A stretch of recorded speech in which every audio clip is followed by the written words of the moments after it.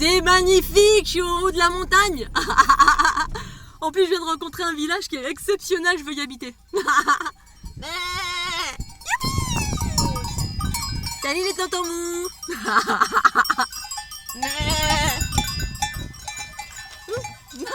Mince, ils ont peur. Ils ont eu peur. Oh pardon. Ah la la la la la la la. Oh là là, des beaux. Salut.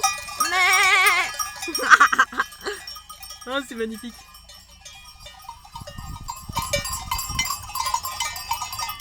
Hihi.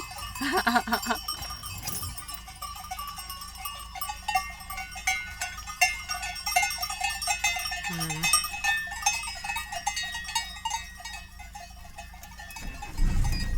Quel bonheur. Alors en fait je suis en direction d'une station de ski, enfin un endroit où on peut faire du ski où il y a de la neige normalement. Puis sur le chemin il y a eu une coupure, la route était barrée, j'imagine qu'il y a dû y avoir des éboulements parce que c'est un gros canyon en fait. Route barrée, donc direction un petit village qui s'appelle Esculubre. Je suis oulala. Et puis donc ça monte. Et puis il y a une voiture derrière moi, un 4x4 qui monte avec moi. Je me dis bon bah je suis pas toute seule, quelqu'un a dû prendre aussi s'est trouvé face à la route barrée. Et puis à un moment donné je laisse passer le 4x4 parce que moi j'aime bien rouler tranquille sans qu'il y ait personne derrière qui me mette la pression. Bon là je sentais pas trop de pression, même pas du tout, mais bon je laisse passer parce que j'aime bien pouvoir ralentir quand je vois des choses. J'observe le paysage, je regarde tout ce qui se passe autour de moi, surtout quand je connais pas, j'adore. Je suis attentive à ce qui m'entoure, la forêt, la montagne, tout. Et puis à un moment donné, hop, je sais plus, je traverse le village, plus de direction, plus de panneaux, plus rien. Je fais bon bah, allez je prends au pif, là où ça me semble plus, je prends au pif la route. Et là je tombe sur le 4x4 qui était devant moi, qui fait demi-tour. Elle fait demi-tour et puis genre je sais pas où c'est la route. Et moi avant, quand je suis arrivée au village par contre, c'est ça que je voulais vous dire. Arrivée au village, alors en fait j'étais déjà venue, mais un endroit merveilleux d'une vibration déjà tout le long de la route. Je me disais oh là là mais waouh c'est chouette, c'est harmonieux, il y avait plein de belles choses que je sentais, que je voyais. Et le village, mais le paradis sur terre, je vous jure, ma version quoi. En hauteur, avec plein de prés verdoyants, très ouverts, très ronds, au sommet d'une montagne, mais comme si vous étiez au sommet de la montagne, puis c'est tout vert, comme un berceau. Et là, un village paumé, au trou du cul du monde, il n'y a rien. Je dis mais comment ils font pour manger les gens? Ils doivent être en autarcie totale. Je m'attendais à voir 2-3 maisons, parce que je me suis dit si loin, si reculé du monde, ici dans l'Aude, c'est ça, hein, Pyrénées-Orientales, Aude, trouver des villages, mais on se demande mais s'il y a des gens qui habitent, comment ça doit dater du Moyen-Âge. Et ben oui, il y avait plein de maisons, et il y avait des maisons qui fumaient avec des habitants. Bon, j'ai pas pris le temps d'aller me balader, mais j'y retournerai pour aller me promener un peu dans les ruelles, et en fait, j'étais déjà allée dans cet endroit-là. Et par hasard, ça m'a attiré, je me souviens, mais il y a très longtemps. Et puis là, rebelote, hop, oh là là, je me suis dit, oulala, j'ai trouvé une petite grange là, une grange, le petit jardin, tout, et puis là, en redescendant, donc du coup, la dame, je suis le 4x4, donc je traverse le village en étant complètement époustouflée par tout ce que je sens, ce que je vois exceptionnel, enfin une vibration dans les hauteurs, c'est magnifique. Et là, je continue mon chemin et je vois le 4x4 qui était devant moi qui fait demi-tour, et en fait, c'était une nana, pour ça je ne revolais pas très vite, je me disais tiens c'est... Et en fait elle cherchait son chemin, puis moi je me disais tiens, je l'avais vue au loin, je la voyais, je me suis dit c'est bon, je la suis, ça doit être par là. Et elle se dit je sais pas et tout, c'est voilà, donc elle était en train de chercher, comme moi, elle allait dans une station pareil. Et du coup il y a un gars, une voiture vite, on était en train de papoter et rigoler toutes les deux, mais c'est où la route? Est-ce que c'est bon chemin, on sait pas. Mais bon, on était sur le bon chemin. Il y a une voiture qui s'arrête, un gars, un barbu, un gars bien du coin, un petit jeune. Et puis lui, il nous dit c'est là ou là, et puis il nous a indiqué le chemin. Et c'est rigolo parce qu'on était 3 et il y avait un gars. Le gars est passé, il nous a guidés. On était déjà sur la bonne route, mais lui il savait, il a affirmé que oui c'est là, tu descends là, on arrive là. c'est bon, pas de soucis, vous êtes sur le bon chemin. Il nous a attendus, c'était trop bien. Les deux nanas qui étaient derrière le gars, là, nous on se marrait. Ah, c'était trop chouette, c'était vraiment... Ah, j'adore, c'est l'aventure, oh là là. Allez, ça continue, il est un peu tard mais je m'en fous. Je ne peux pas rester chez moi même si j'ai des crampes, je m'en fous. Voilà. J'ai pris de l'arnica, donc si vous avez des crampes, ben, prenez de l'arnica, c'est vachement bien, en homéopathie. Homéo et party. Et puis j'ai pris un truc pour les sportifs aussi, ça s'appelle, je sais pas quoi, Sporténine. Voilà, Sporténine, il y a de l'arnica aussi dedans. C'est fatigue musculaire, crampes, courbatures. Voilà, si vous avez des courbatures, par manque de calcium ou de magnésium, ben moi je dois avoir une carence de magnésium, je faisais ça quand j'étais plus jeune, justement de par le stress, quand je suis saturée au niveau des basses fréquences, ça me fait des chutes de magnésium et ensuite ça vient toucher le système nerveux central tout simplement et ça crée des crampes, etc., de la fatigue. Donc ça expliquait toute cette fatigue avec tout ce que je me suis pris ces derniers jours. Oh, il y a des cailloux plein la route. Oh punaise. Bon, ça va, il n'y a pas des gros rochers, mais quand même, c'est quand même des gros cailloux. Oh là là là là, je vis dangereusement. Oh. C'est bon. Oh, je vis, c'est chouette. Ah. Alors là, je suis dans un endroit qui est magnifique, qui s'appelle Puy-Valador. Ça va parler à quelqu'un. Et donc je commence à arriver sur la zone qui est un peu plus marquée par cette ancienne culture matriarcale que j'ai évoqué en nombreuses reprises en différentes vidéos.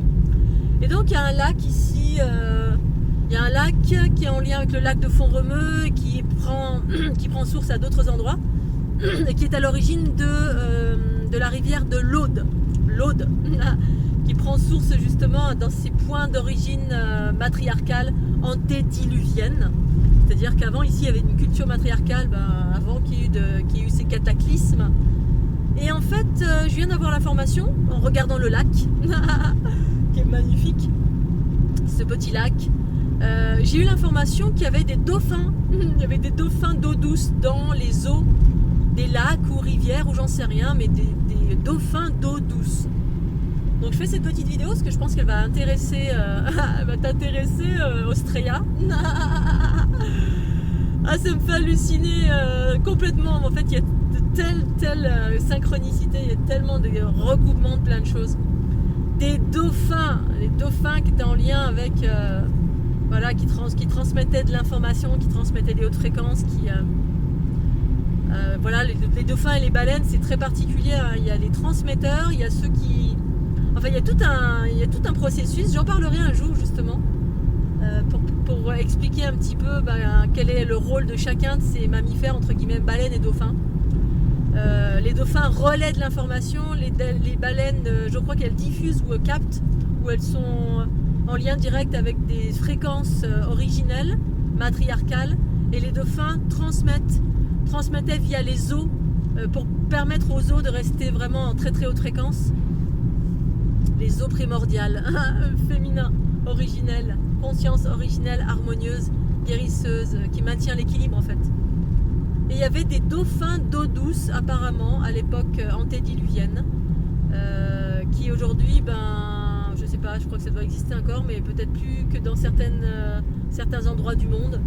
Et ils se sont modifiés génétiquement. Voilà, donc j'en sais pas plus, mais déjà juste ça, je trouve ça trop bien. Les dauphins d'eau douce, ils vont peut-être revenir, c'est bien possible.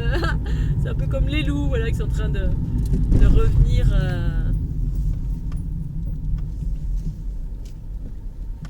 Qui sont en train de revenir, repeupler, recirculer dans des endroits où ils circulaient avant en fait. Hein. Ils avaient des territoires bien plus vastes, les loups. Pareil, les loups transmettent une information, information du masculin originel, primordial. Bon, j'arrive dans un petit village très sympa, j'aime bien. C'est panorama magnifique.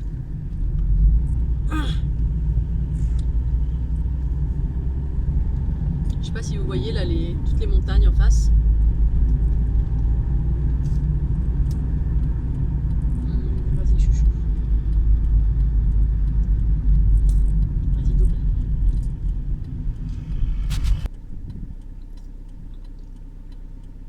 C'est magnifique.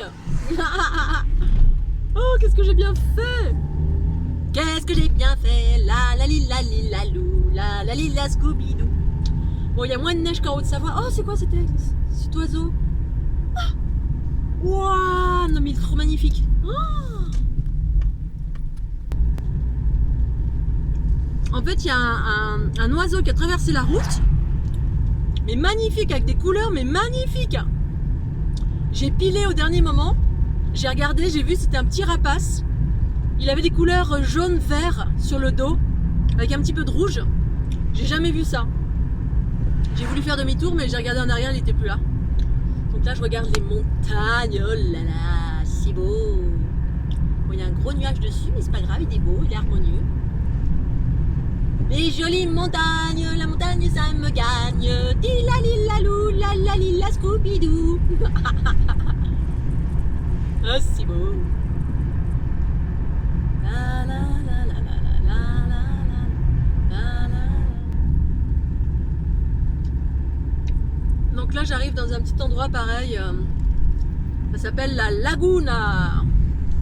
Ah, c'est la Laguna. Bah, effectivement, avant, il y avait de l'eau ici. Hein. Il y en avait tout partout. Oh là là, bonjour. Un petit village et il y a plein dans les herbes, dans les prés, il y a plein de vieilles pierres antédiluviennes. Oh là là, là-haut, là. Je m'arrêterai à un moment donné pour filmer parce que vous allez voir à travers la vidéo comment ça vous vibre. Ou pas, pour vous. Oh, c'est la montagne, c'est beau. En fait, de ce que je sens de ce lieu là où je passe, qui est un ancien lieu matriarcal, donc on est dans les Pyrénées orientales ici. C'est pour ça qu'il y a des belles montagnes. Je suis pas allée en Haute-Savoie du coup, donc dans mon pays originel, enfin originel, là où je suis née. Et du coup, les Pyrénées sont juste à côté, c'est magnifique. Et donc cet endroit-là, là, je sens qu'il y avait de l'eau là, le lac de Puy-Valador, lac de Font-Romeu, etc. En fait, il y avait de l'eau d'une façon beaucoup plus vaste. Une espèce de mer, comme une lagune. Hein. Le petit village qu'on vient de passer, ça s'appelle la Laguna, lagune. C'est exactement ça, il y avait de l'eau partout. Là, je sens qu'il y avait de l'eau partout sur ma gauche, là. Mais en fait, les eaux, avant qu'il y ait ce cataclysme, les eaux n'étaient pas salées. Il n'y avait pas de sel. C'était des mers d'eau douce. Ça, c'est des infos que j'ai eues au fur et à mesure des élargissements de ma conscience quand je partais sur les routes et que j'allais sur... justement les origines de la scission, le cataclysme, la colonisation, comment on en est. En fait, je suis allée sur tous les chemins qui m'ont montré comment on en était arrivé jusque là aujourd'hui, qui me montraient l'histoire, mais l'histoire de la scission. Avant l'unité, il y avait des zones unitaires c'était beaucoup plus harmonieux. Il y avait du patriarcat, de matriarcat, mais il y avait quand même une unité générale, plus ou moins une harmonie générale, avant que ce soit le bordel total. Donc là, on arrive au Fort Louis, ou Mont-Louis, la fameuse structure Vauban qui contient donc un commando militaire, où il y a le fameux four solaire. Et en fait, en face, là-bas, si vous voyez, il y a deux montagnes. Je vais m'arrêter là. Non, je vais m'arrêter un peu plus loin. Ah, ça fait mal à la tête. Bon, je m'en fous, j'ai le droit d'en parler. Maintenant, c'est ouvert, j'ai le droit d'en parler, il n'y a pas de jugement. C'est juste que, voilà, on a le droit d'en parler, mince. Hein. Ah, la Cabanassa. Je voulais vous montrer les deux montagnes là-bas, on les voit plus. Bon, c'est pas grave, c'est pour vous dire que le four solaire qu'il y a ici, il pointe directement entre les deux montagnes qui sont derrière, enfin qui sont en face de ce four. Et derrière ces deux montagnes, il y a un immense générateur, ça s'appelle le Val del Núria. Val del Núria. Donc le four solaire, la technologie utilisée qu'ils appellent four solaire, en fait ça générait un champ qui enfermait, qui prenait de l'énergie, surtout qui prenait de l'énergie qui en même temps enfermait un lieu. Alors je sais pas si on voit ici, ouais, je vous montrerai en descendant. Un lieu qui est en Espagne, qui s'appelle le Val del Núria, N-U-R-I-A, Núria, ça rappelle quelque chose, hein. C'était en lien quand j'y suis allée, il y avait une grosse résonance avec tous les aspects féminins, le matriarcat originel, les aspects le Nurea dans les ouvrages d'Anton Parks, Nurea, N-U-R-E-A. en lien direct avec ça, le Val del Núria. Et je suis allée là-bas parce que j'étais complètement guidée là-bas, ça m'a amenée. Et quand je suis repartie, j'ai vu en fait que effectivement il y avait un générateur féminin ici qui fait partie intégrante de la grille vibratoire, la nouvelle grille qui est en train de se mettre en place progressivement, qui se réveille. Et en fait ce fameux four, eh bien il allait prendre son énergie et enfermer, il faisait un focus direct sur ce Val del Núria. Il y a un gros générateur, il y a un immense lac très d'une pureté extraordinaire. Les eaux originelles ont été enfermées pendant toute l'ère patriarcale justement pour empêcher la conscience d'émerger, pour vivre pleinement le patriarcat, c'est-à-dire le cycle évolutif des petits-enfants, jusqu'à arriver en fin de cycle où cette conscience se révèle, mais elle se révèle par la libération des os, donc de la conscience du principe féminin en soi, nos os intérieurs, nos cellules qui baignent dans l'eau. Mais nos os, elles ont été empoisonnées, bien sûr, enfermées, empoisonnées à l'intérieur de nous, mais à l'image de ce qui se passe aussi à l'extérieur, l'intérieur. Et là-bas, un immense lac, des eaux guérisseuses, une petite chapelle, une immense église. On se demande ce que ça fait là, avec une vierge, entre guillemets, vierge noire, mais fabriquée de toutes pièces. Donc un immense bâtiment chrétien, en haut de la montagne, au Val del Núria. Et en fait, si vous cherchez la vérité, le générateur et le truc qui vibre vraiment, c'est pas dans le gros bâtiment créé par qui sert d'illusion et puis de garde-fou pour les personnes qui ne voient pas, qui sont managées, drivées, un peu comme là en ce moment le Covid, on amène dans un chemin. Et puis si on n'a pas une ouverture suffisamment large, on voit pas qu'en fait c'est le petit truc à côté, le petit chemin à côté qu'il faut emprunter pour aller voir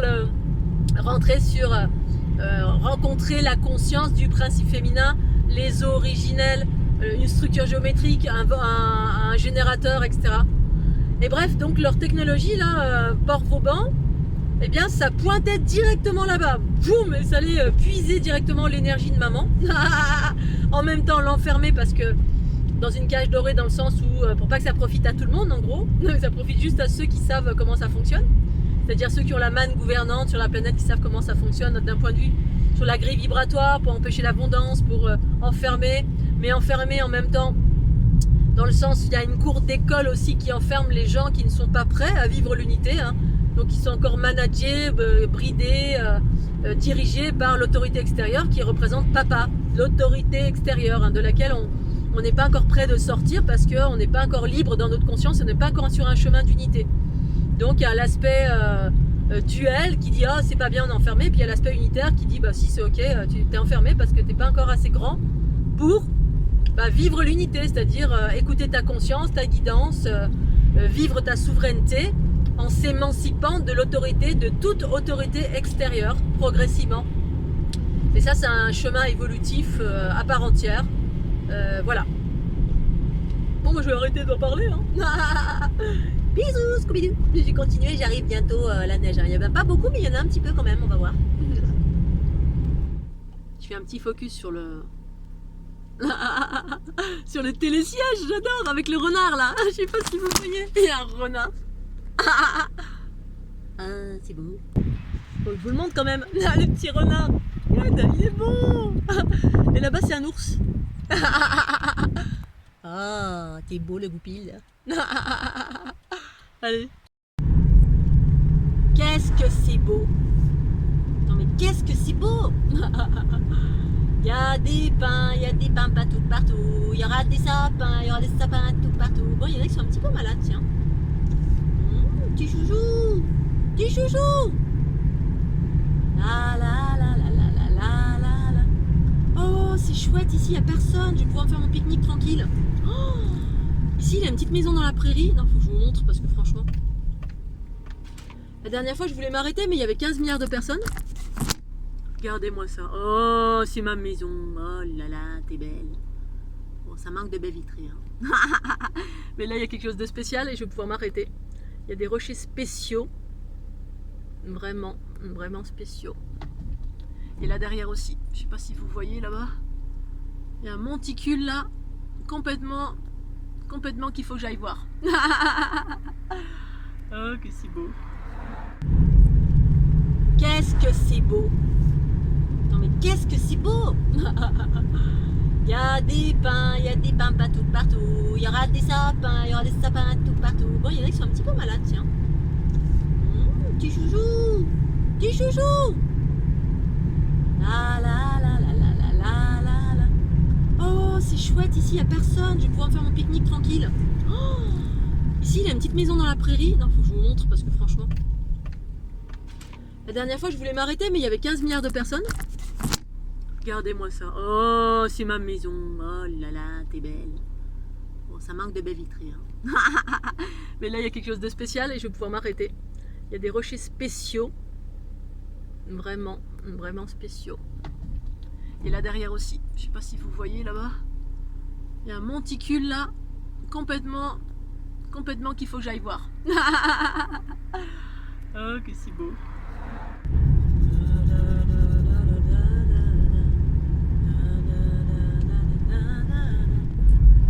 Bon bah voilà mes pistes, mais elles ont l'air d'être bien bof. Bien bof.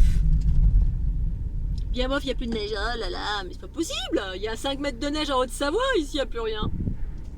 Non, faut que j'y vais quand même. Faut que je fasse mes virages avec mes skis de compète, mes skis de tout terrain parce que mes pots de phoque là. Du coup j'ai pas pris mes. Mince, j'ai pas pris mes. Bon, on verra bien. Je vais essayer d'y aller comme ça, on va voir. Expérience. Expérience du moment. Pot de phoque ou pas? Je prends mes skis de piste. J'ai bien envie de prendre des skis de piste. La la la la la la la la la la la la la la la. Handicapé? Ah non, mince. Je peux ou je peux pas? C'est beau. On s'en fout.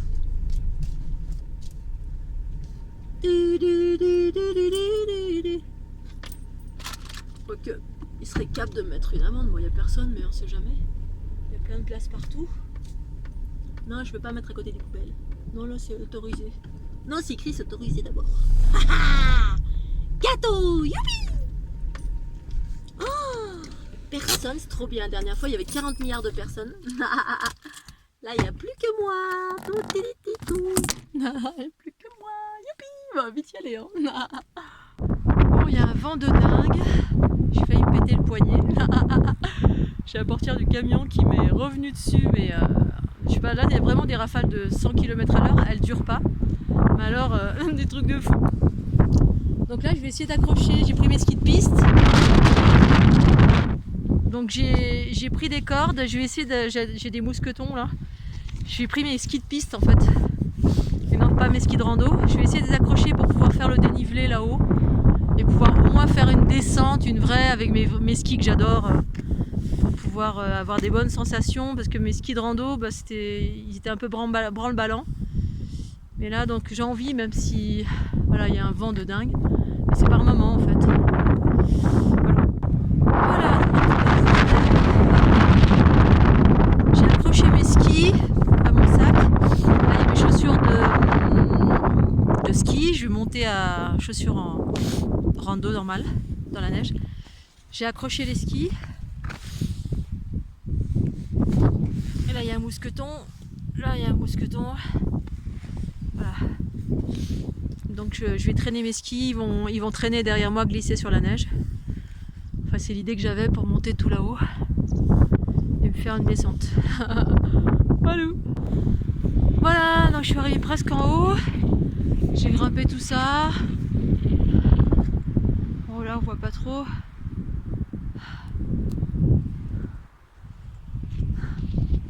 J'ai mes skis accrochés derrière. Il y a un bon dénivelé, je vais me faire une bonne petite piste, je vais voir, parce qu'il y a pas mal de bosses, mais c'est pas grave, j'avais un objectif, une envie depuis quelques temps. Et donc là j'avais plus la patate ce matin. Et puis voilà, donc il y a un vent. Pour la montée ça allait, là le vent sur le plateau il est un peu plus fort. Je vais aller jusqu'au téléski là-bas, au télésiège. Je vais voir, comme ça je me fais une bonne petite descente tranquille pour assouvir mes envies de ski, mais de ski avec mes skis de piste. Super ski avec mes super chaussures que j'ai pas enfilé cette année. Ouf, bisous Scooby-Doo. Ça y est, je suis arrivée presque en haut.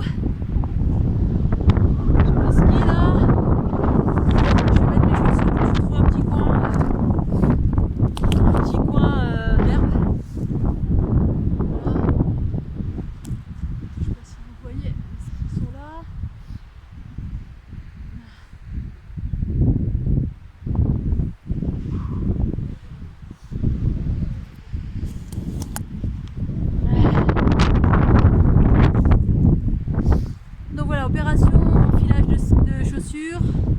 Je vais faire les derniers mètres avec les skis comme ça à la main, avec les chaussures aux pieds.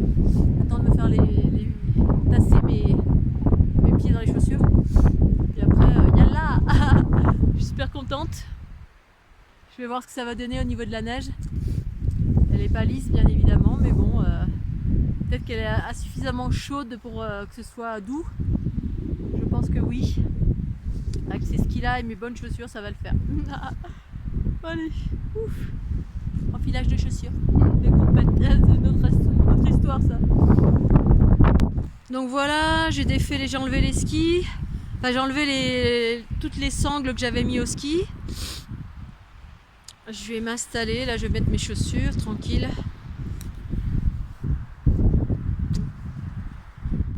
Juste vous montrer ce nuage là.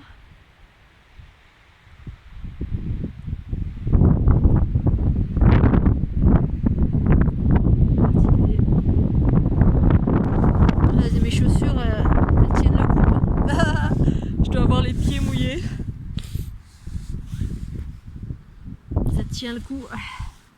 Malgré la neige. Donc là j'ai enfilé mes chaussures. Alors mes chaussures, c'est mes chaussures de compétition quand j'étais jeune, quand j'avais 16 ans. Elles sont indestructibles, c'est une coque en carbone et puis des chaussons injectés. Même si les chaussons ont été mangés par le chat. Voilà. Le chat a fait ses griffes dessus. Le chat en question s'appelle Réglisse. Un jour, elle a décidé de faire ses griffes sur mes chaussures. Mais sinon, voilà, ça va être le test là. J'enlève une paire de chaussettes parce que je suis comme dans une boîte de conserve à l'intérieur. Mais justement, c'est ce qui me permet d'avoir de la précision quand je skie. J'ai voilà, la technique, le geste très très précis. Alors si on a une paire de chaussures qui, voilà, le pied bouge à l'intérieur et les montures ça bouge, ben, mon geste n'est pas précis parce que j'ai des appuis qui sont très très forts, très précis, de par ma technicité d'ancienne compétitrice. Et là, ben, j'avais envie de ça parce que c'est un pur bonheur de skier avec du matériel adéquat. Ouais, allez, enfilage.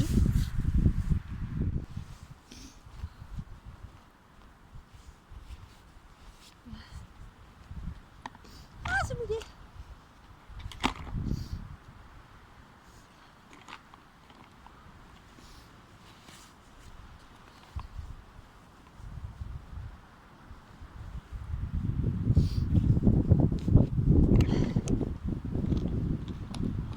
Super, ça va le faire. Allez, deuxième, la première j'ai réussi. Allez, il faut ouvrir.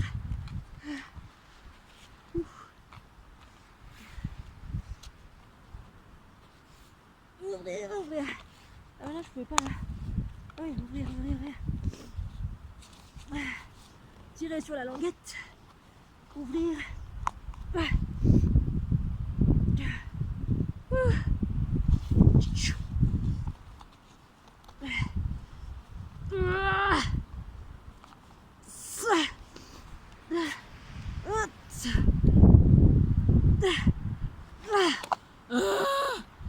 Oh punaise.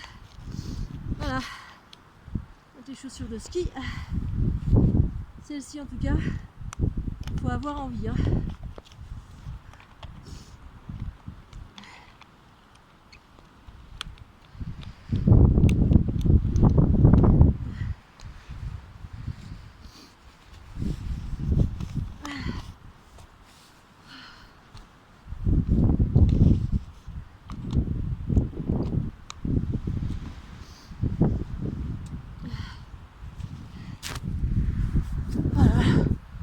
Vraiment le vouloir pour mettre ses chaussures, punaise. Juste pour enfiler la chaussure, j'ai dû perdre 1 litre d'eau. Faut avoir des muscles et tout, punaise, c'est super dur. Mais je suis contente, voilà. Donc ces chaussures là, pour les mettre, déjà, faut pas qu'elles soient froides. Si elles sont froides, je ne peux pas les enfiler. Tellement la coque est rigide, tellement le chausson est rigide.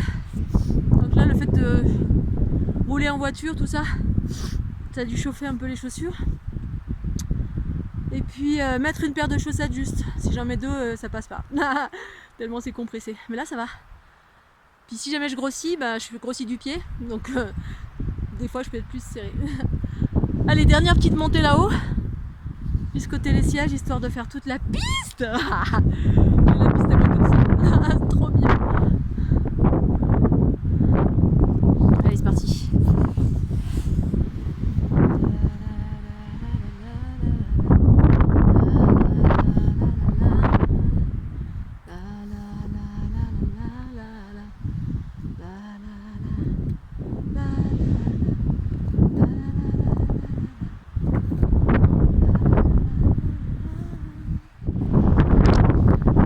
Alors j'arrive ici à un rocher complètement incroyable. Je suis à 2213. Roc de la Calme. Ah mais il me fait halluciner ce rocher, je vais aller voir. Truc de dingue. Dingue. Waouh, c'est super beau.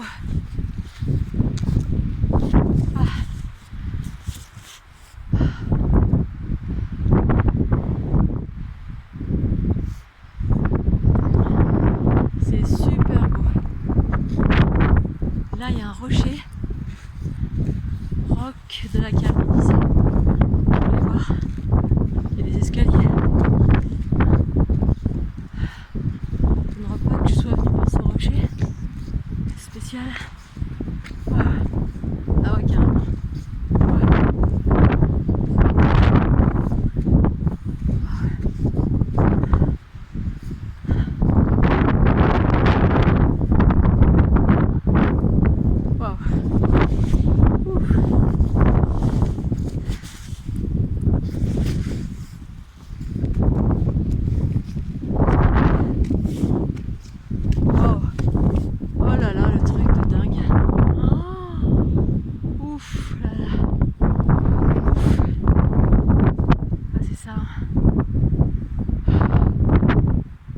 Vestige. Encore un ancien vestige. Waouh. Waouh. Bon bah j'y vais. Hein.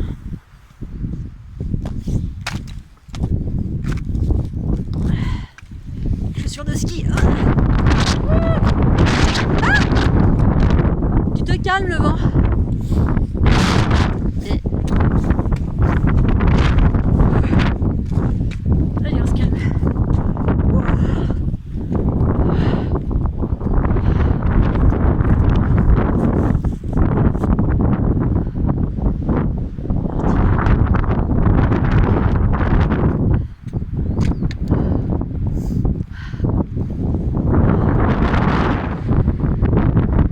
Magnifique. C'est dommage, j'arrive pas à voir toute la chaîne s'il y a les sapins. Alors là, waouh. Super beau. Il y a toute une chaîne sur la droite là.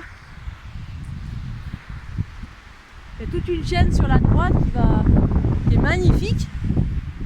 Mais j'arrive pas à le prendre en photo parce que il y a tous les sapins devant. Je vais essayer de prendre du recul un peu.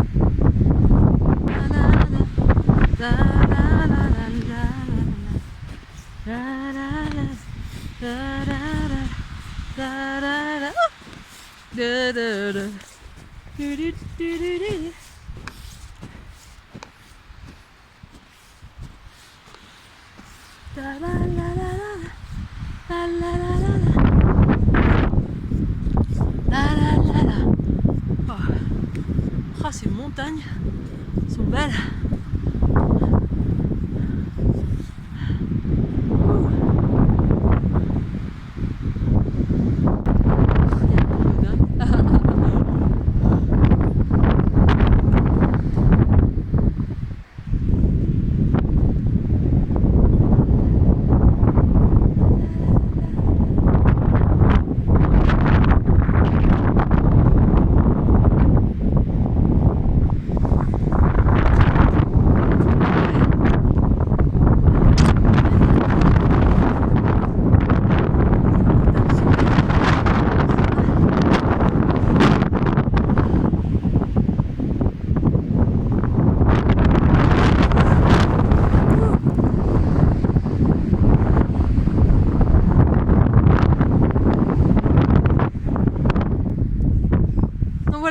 ski là, tranquillou.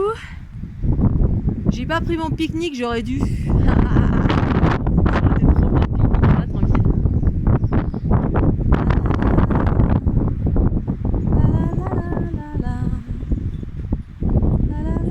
La vue de l'autre côté elle est géniale, ici on voit pas grand chose. Font-Romeu 2002. Coucou, ça y est, je suis arrivée au sommet donc j'ai un petit chalet là, j'ai posé mes skis, donc j'ai admiré la vue, j'ai trouvé le rocher, la roche calme. C'est ça en fait, j'étais venue voir apparemment. La roche calme, un vestige de ce passé matriarcal qui existait dans cette région. Donc je suis à Font-Romeu, à 2213 mètres apparemment d'altitude. Et là je m'apprête à descendre, c'est trop bien. Faire ma petite descente, mais je vais profiter un petit peu. Ici là je suis tranquille dans un petit chalet, je sais pas si on voit. Petit chalet. Voilà.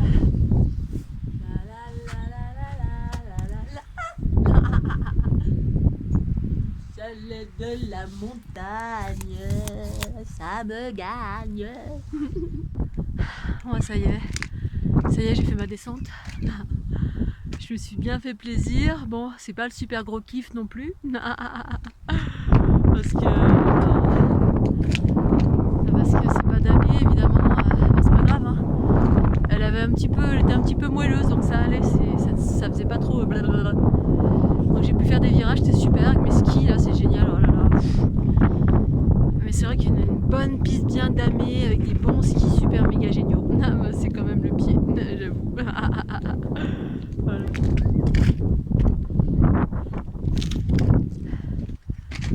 Donc voilà où je reviens de là-haut. Juste pour la vue et puis pour le fameux rocher apparemment qui m'attendait. Voilà, il était nécessaire, je viens là. J'en ai bien profité, c'était super. Puis voilà, je vais rentrer heureuse de mon délire que j'ai accompli. Allez, des bisous, profitez bien. Donc vraisemblablement, il y a eu un travail d'unification qui s'est produit ici, un peu partout, par rapport en lien avec là où je suis passée. Quand je suis venue en direction de Font-Romeu, je suis passée dans un endroit particulier qui était originellement porteur d'une énergie matriarcale. Et puis, je suis venue unifier, c'est-à-dire j'ai fait des relais entre un point et un autre pour unifier ce qui et restituer ce qui doit être restitué au matriarcat, entre guillemets, à l'androgyna primordial, ce qui permet d'unir les polarités, c'est-à-dire des endroits qui originellement étaient unifiés. Unité, ça veut dire unité des polarités. Et donc il y a des choses qui ont été enlevées, des réseaux qui ont été coupés, des choses comme ça. Et donc en fait, en circulant d'un point à un autre, eh bien je refais la connexion. C'est ça, unifié, entre un point et un autre. Et je restitue. Et j'ai été intimidée en fait, avec un personnage que j'ai rencontré à nombreuses reprises, mais il y a nombreuses années, c'est-à-dire je pense en 2013 ou 2014, ou un personnage donc qui se manifeste souvent à travers le vent. D'ailleurs, il utilise beaucoup le vent. Donc j'ai un peu communiqué avec, là c'est juste en arrivant là où ça m'a vraiment, en partant et en arrivant ça m'a intimidée. Donc en partant je me suis pris la portière sur la main, mais très fortement, et je sens en fait quand le vent est empreint de quelque chose, ou quand c'est vraiment une bourrasque lambda, qui arrivait au gré du hasard comme ça, où il n'y a rien de particulier. Mais je sens quand le vent est empreint de quelque chose, d'une énergie ou d'une conscience qui utilise le vent pour communiquer ou pour intimider, c'est un truc que j'ai rencontré après mon tour du monde. Je savais pas trop, je découvrais ça. Ça me réveillait en pleine nuit, mais je communiquais avec une entité, une présence, quelque chose qui est représentative de ce qui enferme les êtres humains, mais entre guillemets à juste titre dans le sens où dans la dualité, c'est les jeux de l'ombre et de la lumière. Donc l'ombre a son utilité d'enfermer, mais il y a quand même des résistances, et donc du coup il y a des intimidations, et en partant, donc je me suis pris un coup de un coup de portière, mais alors bien comme il faut. Heureusement, j'ai des réflexes, j'ai mis mon poignet, je pensais que je m'étais cassé, puis j'ai vite activé mon énergie pour faire circuler. Et du coup, j'ai même pas un bleu, rien, avec la force mais vraiment comme si je me prenais un coup de pelle. Mais même plus que ça. Hein. La voiture sur la tête. J'ai fait aïe. J'ai crié. Et ça m'a fait un petit peu trembler à l'intérieur de moi, mais pas trop. J'ai gardé mon centre parce que je savais que c'était une intimidation. Le but, c'était justement que ça me dissuade de monter là où je devais aller. En fait, j'avais aucune idée de ce que j'allais trouver là-haut. Moi, j'allais juste faire cette piste-là parce que la dernière fois, quand je suis venue ici, je l'ai vu au dernier moment en partant. En fait, en partant, j'étais allée skier ailleurs. Et puis, en partant, je fais un tour en voiture, puis je vois cet endroit, je vais aller là. Puis en général, derrière, il y a toujours quelque chose. Mais même quand je l'ai vu la dernière fois, je n'ai même pas pensé qu'il y avait quelque chose. Je me suis dit, oh, c'est une belle piste, super, je veux y aller. Il y a un super dénivelé, il y a youpi. Et puis arrivé là-haut, waouh, cette roche, la roche du mont Calme, apparemment, roche Calme. Donc je regarderai sur internet s'il y a quelque chose qui est relié à ça, s'il y a une légende ou je sais pas quoi. En tout cas, ce que j'ai vu, c'est que c'était vraiment un générateur, un vestige de cette ancienne civilisation matriarcale qui a existé ici, hein, mais qui n'est pas que ici, dans plein d'endroits, mais apparemment là en ce moment, c'est là que j'agis, et ça depuis pas mal d'années, hormis tous les espaces autour du monde ou tous les voyages que j'ai fait dans le monde entier. Et donc je fais ma montée, tout ça, tati tatata, j'arrive là-haut, super, la roche, machin, génial. Il y a également un endroit en particulier que ça a reconnecté, il y a des montagnes au loin particulières, donc j'ai pris une photo pour me souvenir des noms. Sur le versant de l'autre côté, il y avait une vue complètement incroyable, puis des montagnes particulières. Et donc je fais ma descente, tout ça, super, génial. Et puis arrivé en bas, boum, rebelote à nouveau, alors que là-haut le vent ça allait. J'ai pas eu de bourrasque complètement investi par monsieur, je ne suis pas content. Parce que c'est un monsieur. Mais pourquoi? Apparemment j'ai un lien. Il y a quelque chose. Bon, ça m'appartient peut-être, j'en sais rien. Bref, et arrive en bas, j'enlève mes affaires, tout ça, machin, j'ouvre les portes, mais je fais très attention, bien évidemment, parce que je sens, et puis l'expérience fait que, une fois, mais pas deux, parce que, voilà, j'ouvre délicatement la porte, j'écoute bien le vent, il va pas y avoir une bourrasque, là, il n'y a pas quelque chose qui arrive à travers la bourrasque, ou j'ouvre vite, hop, ça c'est bien, je calme mes trucs, j'évite de me trouver devant les portières au cas où c'est quelque chose qui veut me l'envoyer sur la tête, alouette. Et donc tout se passe bien, et puis la porte avant, j'ai pas fait gaffe, la porte avant, à un moment donné, je me suis retrouvée entre la porte et le véhicule, boum, mais un truc, mais d'une violence, punaise. Et là j'ai vraiment senti, vraiment il y avait quelque chose, il y avait cette présence que, bon bref, que je ne nommerai pas.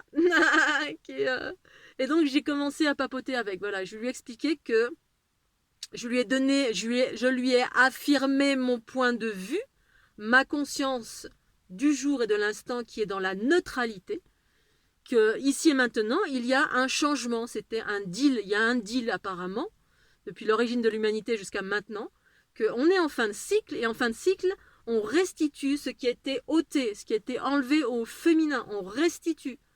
Et que c'était comme ça, et que ceux qui veulent rester dans la dualité sont libres.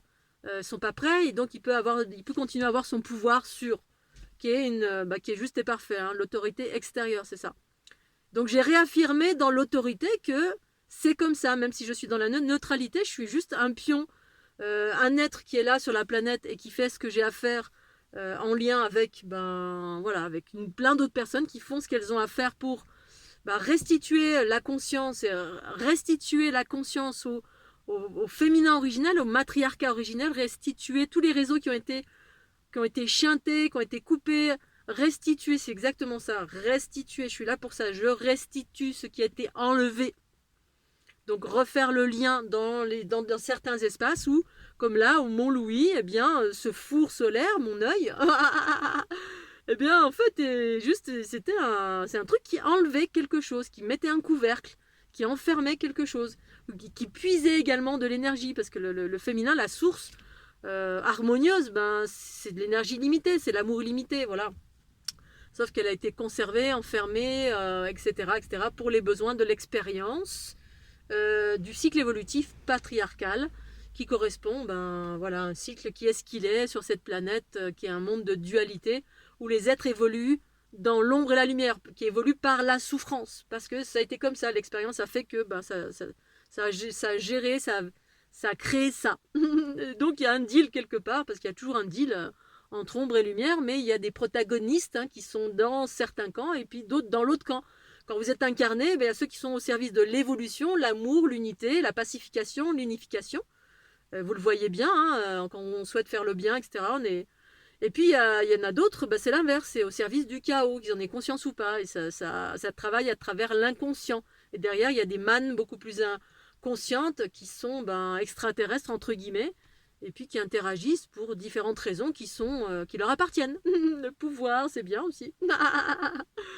Bon, enfin voilà, je vais y aller. Et heureusement, il m'a pas eu, ça m'a pas éclaté la tête, mais quand même, j'ai pesté fort. J'ai crié, ça peut, des fois.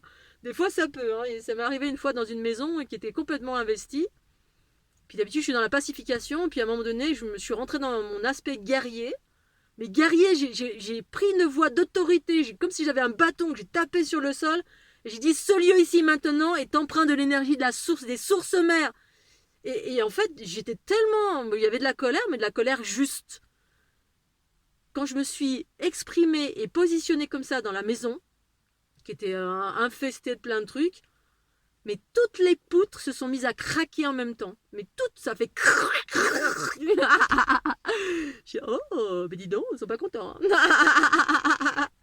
Bon, les choses sont ce qu'elles sont, je suis pas une guerrière, je suis pas en guerre, mais quand il y a besoin de s'affirmer, faut s'affirmer, et puis merde, ça commence à bien faire cette histoire.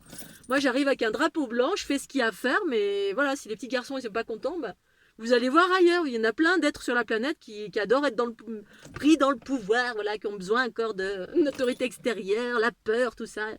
Ça va continuer encore, mais il y en a qui veulent se réveiller, et donc il y a des reconnexions à faire et des restitutions à faire.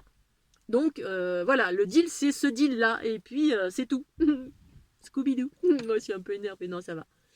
Allez, je vais aller pique-niquer, je fais des gros bisous, et puis je continue mon périple, je vais repartir dans, je sais pas trop où, en direction de là où ça me porte. Bisous. En fait, quand j'ai commencé à expérimenter les différents espaces du vent, enfin c'est même pas le vent, c'est le vent qui est un élément qui est emprunté par des consciences.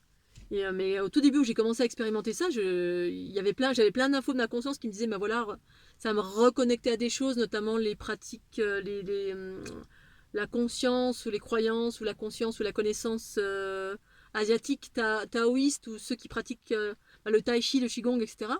Tout début où je pratiquais du tai chi, du qigong, j'en ai fait un tout petit peu dans ma vie quand j'avais 30-35 ans.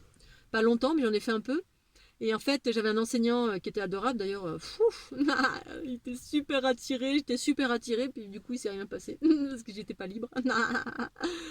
Donc, et donc, en fait,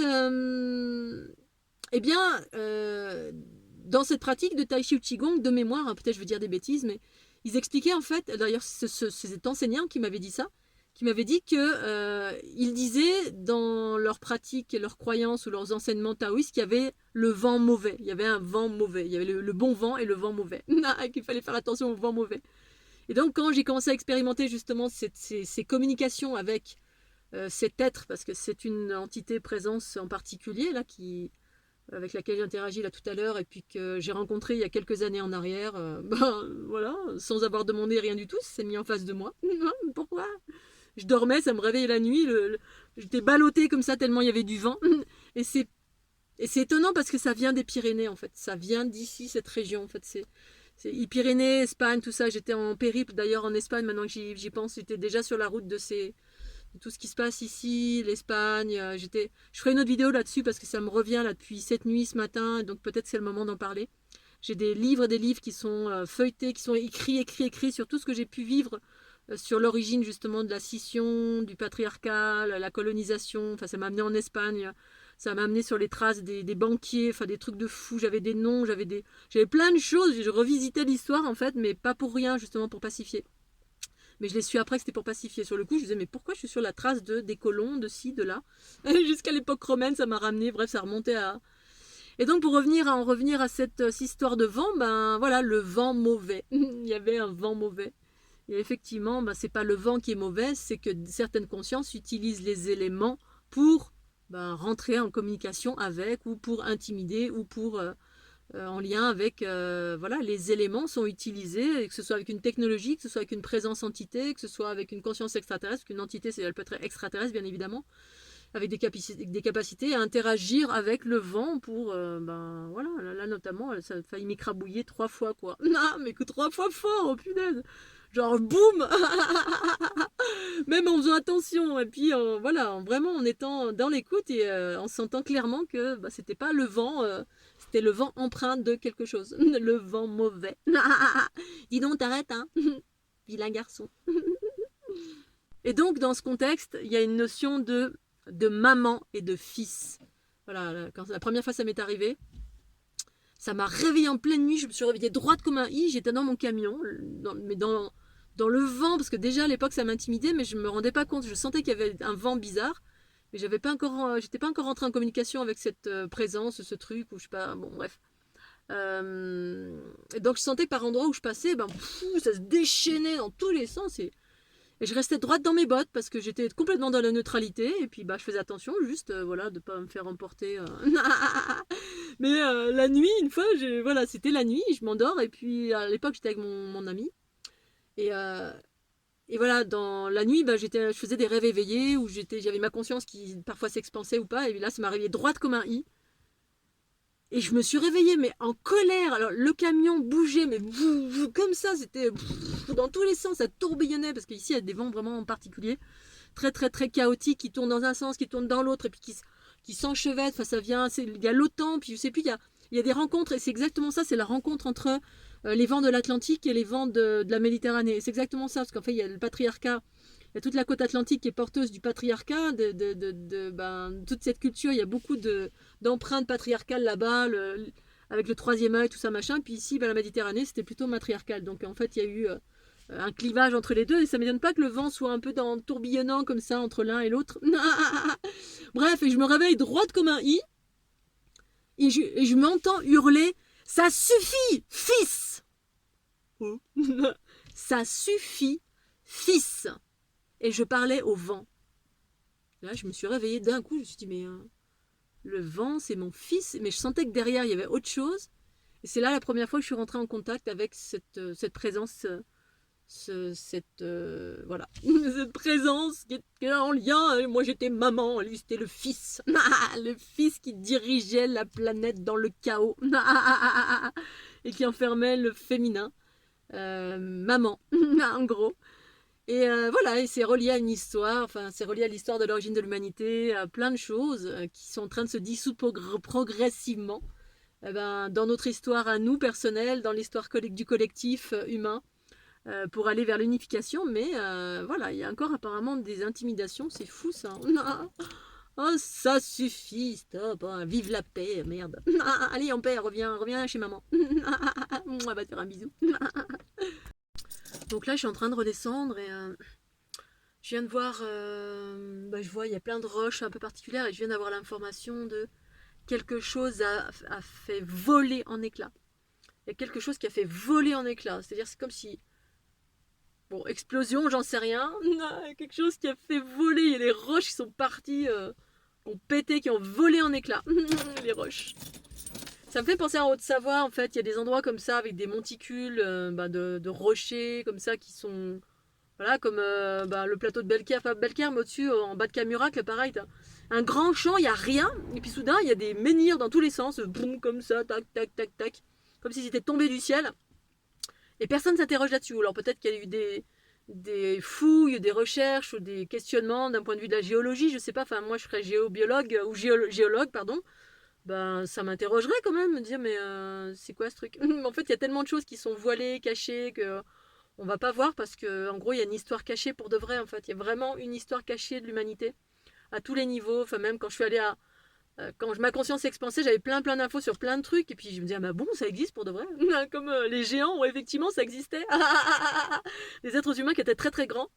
Ben, ça à Bou Simbel en Égypte, vous le voyez cache, et quand on va à Petra, c'est pareil. Tout est gigantesque, ça va pas du tout sous le sens. Je veux dire, vous avez des portes, elles sont gigantesques. Pour rentrer dans la porte, il y a même pas, d'escalier, il y a rien.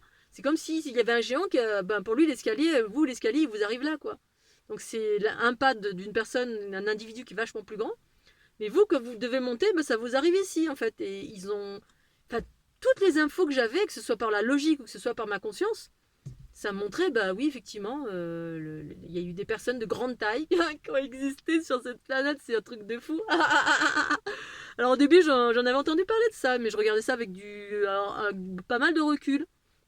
En me disant, bon, bah ok, voilà, pourquoi pas, mais bon, voilà. Tant que c'est pas ma conscience, mes expériences, mes infos perso, ben, j'en fais rien de spécial, sans juger. Et en même temps, bah, ça fait un peu rêver, on se dit, ah bon, pourquoi pas. Parce qu'il y a eu plein de découvertes, comme ben, voilà, l'archéologie allemande, la Forbidden Archaeology. Voilà, quand vous vous intéressez à ça, l'archéologie interdite, parce qu'il y a eu 3 milliards de fouilles qui ont été faites, 3 milliards de choses qui ont été trouvées, mais 3 milliards de choses qui sont pas, voilà, qui sont pas dévoilées au grand jour, que ça remet tellement en question l'ordre établi, c'est-à-dire l'histoire qui a été écrite dans les livres qu'on donne à l'école, voilà, la loi qu'on gaffe comme ça, oh voilà, c'est comme ci, c'est comme ça. Mais quelle foutaise alors, mais quelle foutaise. En même temps, voilà, chacun est libre et puis en fait, bah, ces infos se font jour lorsque la conscience se fait jour apparemment. Donc c'est juste et parfait. Chacun est libre de croire l'autorité extérieure, c'est-à-dire tout ce qu'on nous sert comme information à l'extérieur de nous-mêmes, dans les livres, dans l'éducation, dans la société, etc. Machin. Et puis le jour en fait où... Oh, des copines.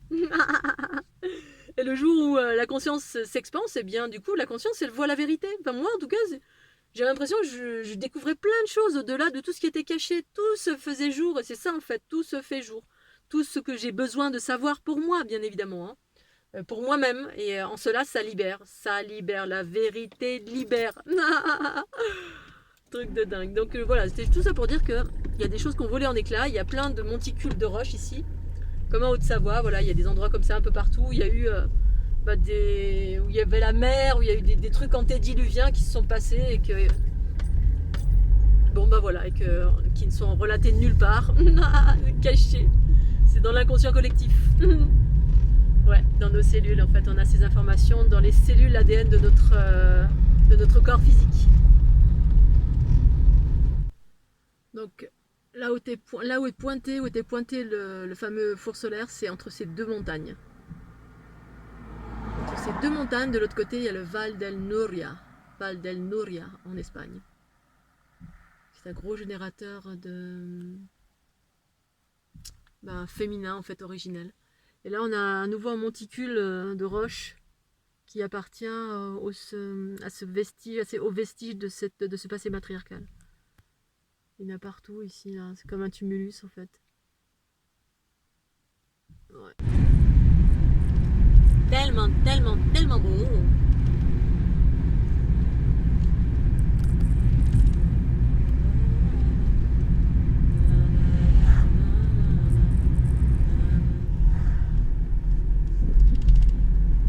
Madame Mont-Louis.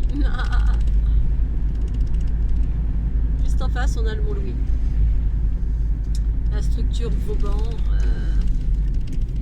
la fameuse structure Vauban, comme il y en a un peu partout en France.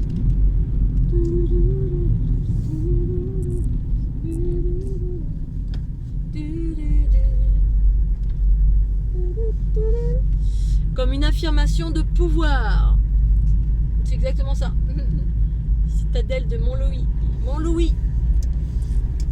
Un ancrage de pouvoir. Qui était comme ça, voilà. C'était comme ça, le cycle patriarcal. Voilà. Donc là, pareil aussi, il y a plein de vestiges. Tous ces rochers là sont des vestiges. Sous la terre, il y a plein de choses. C'est... Avec ces rochers là, regardez là, à droite. Plein de vestiges de cette ancienne culture matriarcale. Alors on pense que c'est des rochers, mais en fait, voilà, c'était autre chose avant. Il y a des monticules partout. Donc parfois c'est simple, vous voyez, vous regardez, écoutez vos intuitions, écoutez ce que vos pensées vous disent quand vous passez à certains endroits. Moi, ma conscience, souvent, elle me montre. Boum, des fois, c'est d'un coup, j'ai la tête qui se tourne comme ça, rayon laser.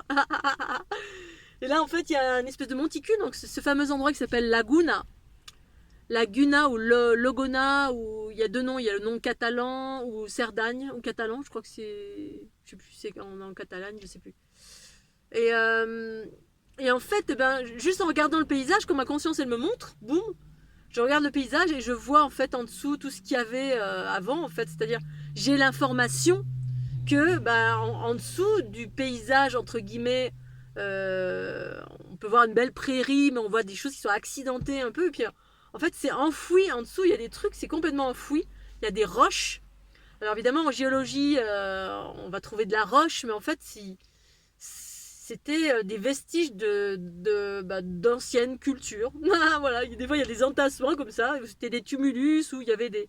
Bref, il y a une multitude de choses avec la roche, ils faisaient plein de choses, où il y avait soit des bâtiments, soit des édifices, soit c'était une technologie qui était particulière, où il y avait des regroupements de pierres qui utilisaient l'énergie tellurique pour la condenser, pour pouvoir... C'était une énergie à proprement dit en fait.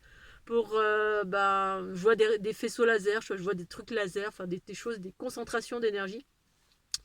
Au même titre que certains vaisseaux spatials fonctionnent avec ça en fait, soit beaucoup d'énergie tellurique qui sont trouvées dans la bouche des volcans qui sont éteints ou qui sont des zones, les lignes telluriques, tout ça. Il y a plein d'énergies en fait qu'on n'utilise pas, qu'on n'a pas encore conscience sur la planète Terre, mais qui sont utilisées par des consciences plus évoluées. Soit on est, y en a qui cohabitent avec nous, soit quelque chose qui est ancestral, où ils savent, voilà, il y a une conscience avec de l'information où ils savaient, voilà, utiliser une technologie relative aux énergies terrestres, aux énergies magnétiques, aux énergies issues des minéraux, ou plein de choses en fait, qui existent dans l'infiniment petit, que nous on maîtrise pas encore, on n'a pas encore conscience, ou alors c'est caché, on va dire, parce que voilà, parce que c'est comme ça.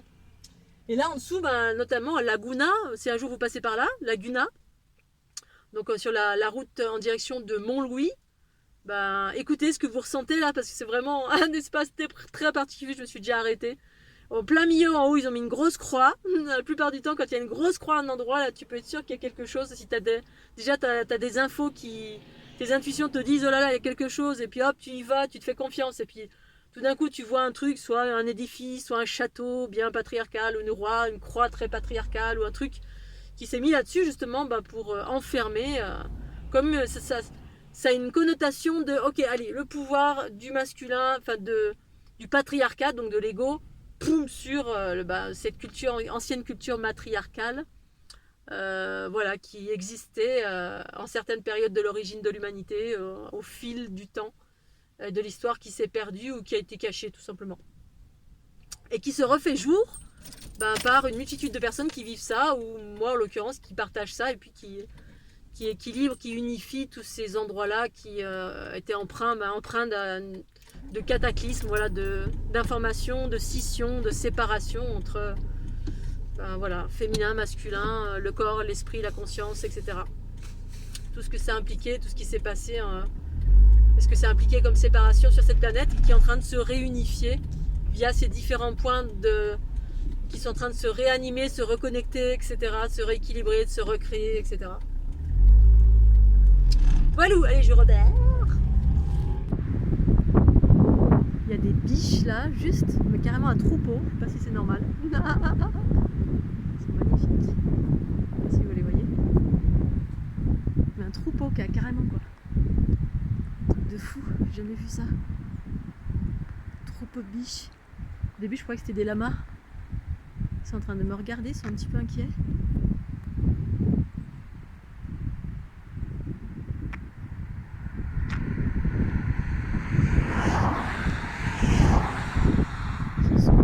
C'est dommage, c'est un peu dérangé, mais ils mangeaient tranquille. Ils étaient en train de manger.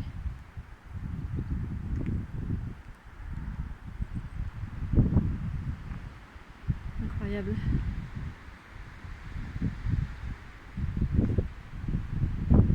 Je vous prends en photo les chouchous.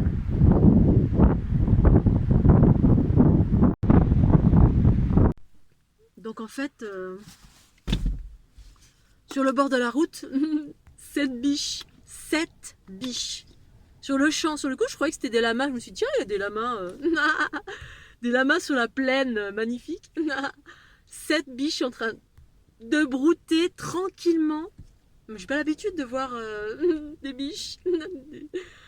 Quel cadeau. Et heureusement, alors, du coup, elles ont eu un peu peur de moi.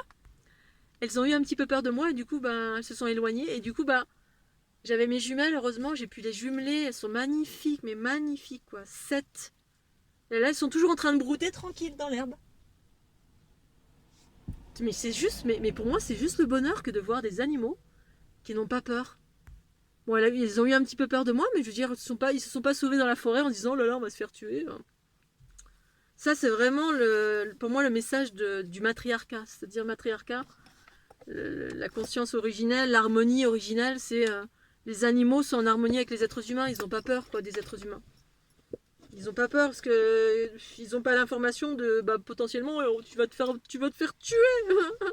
Au contraire, on communique, on est voilà, ils sont pas. Ça c'est vraiment waouh, j'adore. Un cadeau, le cadeau de l'instant. Cette biche. Il y a un gars qui s'est arrêté derrière moi, mais ça l'a pas subjugué comme moi, je crois. Merci les biches. Franchement, moi je suis éblouie de voir. Voilà, de voir. J'ai pas l'habitude, donc du coup, je suis éblouie à chaque fois que je vois une bête sauvage qui n'a pas peur de moi, qui reste tranquillement en train de brouter dans le champ, une plaine. Il y a les montagnes tout autour, mais il y a une belle plaine en plein soleil. Moi, je pensais que ça attendait le soir les animaux la plupart du temps parce que pour pas être embêté par des chasseurs, quoi. Hein. Là, ce serait mon frère, il aurait déjà sorti le fusil et tout. Oui, je suis née dans une famille de chasseurs. Bon, chacun son truc, hein. Moi, c'est pas mon cas. Je suis plutôt une contemplatrice et dans la préservation des animaux. Contempler la beauté. Quand j'étais aux États-Unis, mais j'étais émerveillée toutes les 30 secondes quand je suis allée à Sedona. Et sur la route de Sedona, en montant un petit peu plus loin, je sais plus, je crois qu'en allant sur un plateau, ou je sais plus si c'est en allant à Yosemite ou je sais plus, bref. Mais même au Grand Canyon, il y a un truc qui passait devant la voiture et qui s'arrêtait comme ça tranquille et j'avais pas l'habitude parce que moi j'ai l'habitude des animaux qui ont peur, quoi. Peur, et là-bas il y a tellement de parcs et de protection, j'imagine. Un truc, je sais pas ce que c'était un caribou, j'en sais rien, c'était grand comme un cheval, c'était même pas un cerf, je sais pas ce que c'était. Et il passait devant la voiture puis il restait sur la route comme ça tranquille. Alors c'est vrai quand on n'a pas l'habitude, moi habitude ou pas, je suis tout le temps émerveillée, quoi. J'ai l'habitude ou pas dès que je vois un animal, mais un chien, un chat, un Scooby-Doo, un cerf, un ours, un flamant rose, n'importe quoi, un oiseau, un aigle, un rapace, je suis toujours en admiration tout le temps. Parce qu'il y a une telle diversité sur cette planète, il y a une telle diversité. Mais c'est une contemplation de chaque instant. Arrêtez de tuer des bêtes juste pour le plaisir. Ok, si vous n'avez pas à manger, d'accord. Mais pour le plaisir, franchement, oh là là, grandissez un peu les petits enfants. Non, chier. Bon d'accord, chacun fait ce qu'il veut. Alors une pyramide naturelle, naturelle ou pas, je sais pas. Une montagne qui est en forme pyramidale. Alors vraiment pyramidale. J'ai pas vu les angles de l'autre côté, mais c'est assez impressionnant.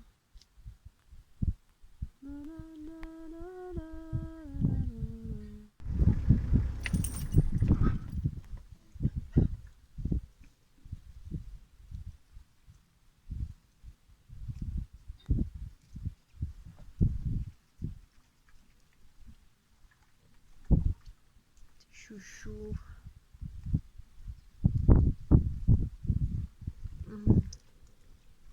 Vive la liberté. Oh, ça se bagarre. Ça se bagarre les chouchous.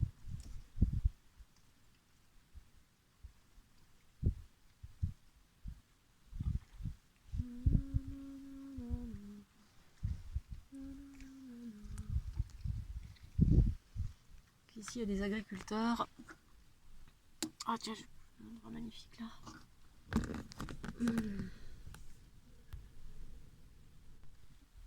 Il y a un faisan qui est planqué juste là-bas. En fait, il était avec les cochons. Il se cache. C'est trop rigolo. Je sais pas si on le voit là. Je vais essayer de sortir pour voir. Il va sûrement bouger. Là, il bouge.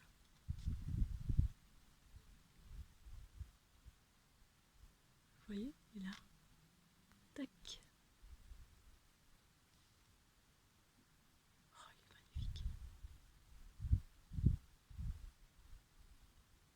faisan, superbe, avec une tête rouge.